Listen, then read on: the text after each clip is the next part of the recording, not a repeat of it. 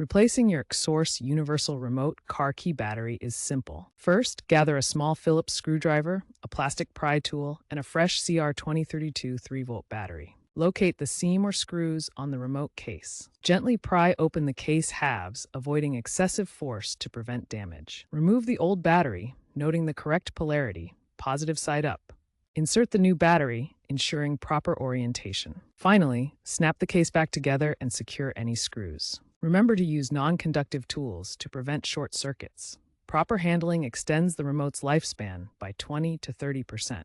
If your Xhorse remote doesn't function after replacing the battery, repairing is necessary. Place your vehicle's key system into Learn mode. Check your car's manual for specific instructions, such as turning the ignition on-off 3 times for many Fords. Use the Xhorse app or device to sync the remote. If pairing fails, ensure the new battery is fresh. Test the battery's voltage with a multimeter to ensure it's fresh. Check for corrosion on the battery contacts and clean them with isopropyl alcohol if needed. Update the firmware via the Xhorse app to resolve potential pairing errors. For advanced EVs like Tesla, you might need to use Xhorse's VVDI software to emulate the key.